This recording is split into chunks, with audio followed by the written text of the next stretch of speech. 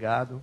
Eu queria começar agradecendo a FEComércio, né, pelo espaço, pela possibilidade de estar aqui apresentando nossas ideias e de estabelecer um diálogo importante com este importante setor da sociedade no estado do Rio de Janeiro.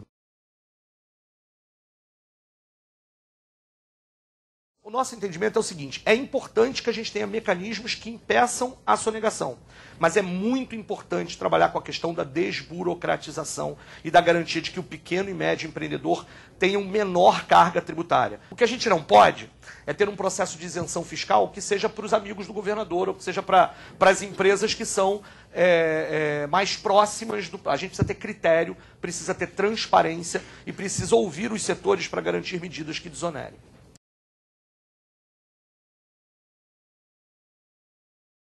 Nós, né, somos favoráveis à questão de uma valorização do próprio salário mínimo, da renda do trabalhador.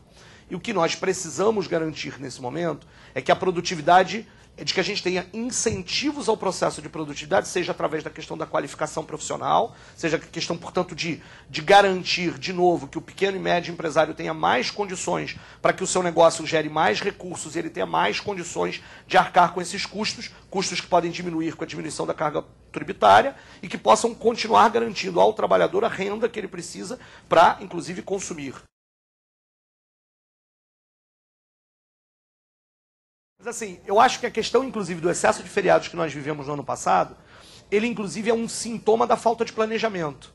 Porque, se a gente imaginar, o que gerou isso? Ou seja, era a tentativa de dar os feriados por causa dos mega-eventos para as pessoas saírem da capital e garantirem que os mega-eventos acontecessem. Isso é falta de planejamento na relação com os mega-eventos. A gente tinha que ter uma cidade capaz de receber um mega-evento sem que, na verdade, você tenha que criar mais custos para a própria cidade.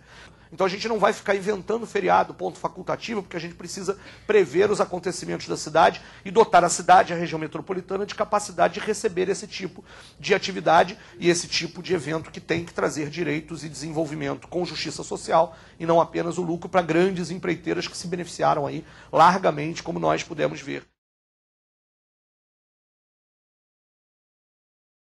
Então a gente tem usado a expressão pensar um pouquinho fora da caixinha. As nossas alternativas para a política de segurança não são apenas a UPP e o Caveirão, né? A gente precisa começar com a formação de uma nova polícia.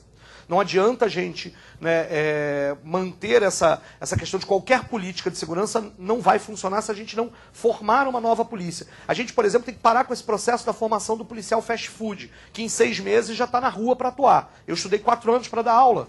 Como é que a gente consegue, na verdade, formar um policial em 6 meses? Então, assim, a questão fundamental aqui não é a política de segurança tem que ser igual e ela tem que garantir os direitos e a liberdade das pessoas. Isso significa trabalhar com prevenção, com inteligência e mudar o foco central da questão da política de segurança. Nós temos uma situação que é 75% das armas que são apreendidas ilegalmente no Rio de Janeiro se tornaram ilegais dentro do próprio estado do Rio de Janeiro. Aquele mito de que existe um tráfico internacional, ele existe, mas ele é minoritário na questão da pistola que está na mão do bandido assaltando o comerciante lá em São Gonçalo. 70% da população diz que concorda com as UPPs, mas quer mudanças no processo de UPP. Seja porque lá dentro daqueles espaços nós temos situações muito complicadas, seja porque em outros espaços estão abandonados. Então a gente imagina como um elemento fundamental de que empresário que esteja gerando inovação tecnológica, que esteja gerando um negócio com responsabilidade socioambiental, que esteja trabalhando na questão da indústria criativa, que esteja gerando empregos, a gente tem que desburocratizar, desonerar e garantir que ele tenha acesso ao crédito.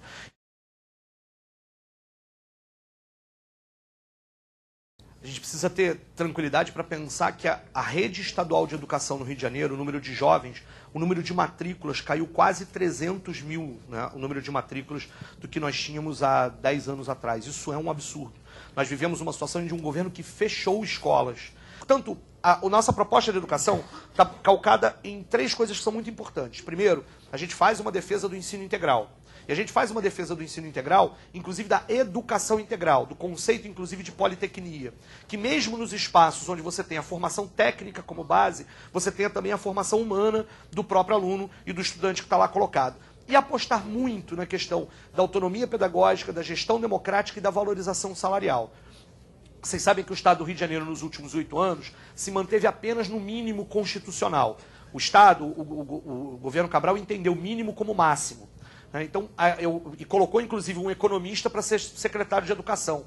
Eu acho, inclusive, que ele deve ganhar um prêmio. Quanto mais perto dos 25% ele ficar, ele ganha um prêmio. Porque ele está lá para fazer economia com a educação e não para fazer educação, o que é muito diferente.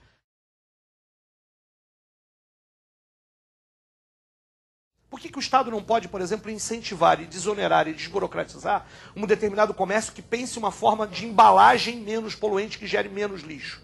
Por que a gente não pode fazer o processo de incentivar a inovação e utilizar as universidades que o Estado tem para gerar inovação no processo, para que o processo produtivo de comércio, de bens e de serviços gere menos lixo e, portanto, diminua o custo do processo como um todo?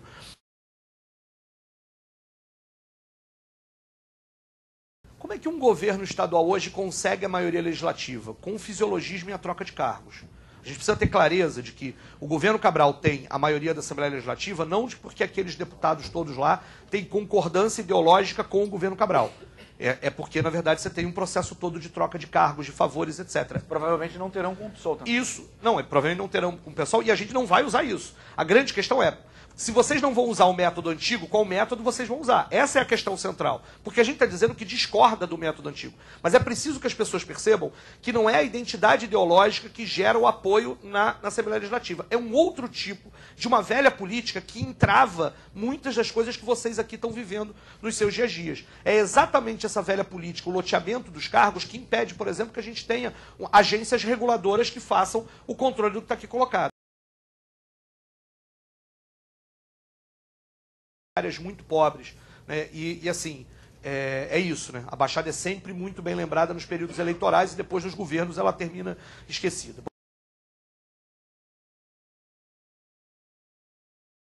Nós temos aqui uma questão com relação à mobilidade.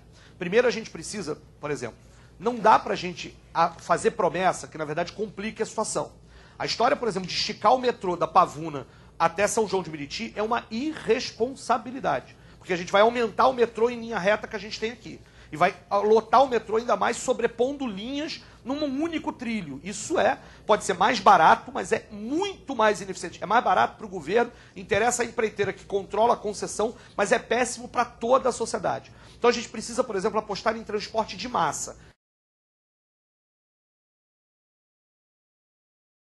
Não dá mais para a gente viver nesse estado caro, poluído, engarrafado, sem segurança que a gente vive. E aí, os 4 Cabrais não vão resolver isso. A gente precisa avançar nesse processo, a gente precisa apostar na mudança e a gente está aqui apresentando isso. Muito obrigado.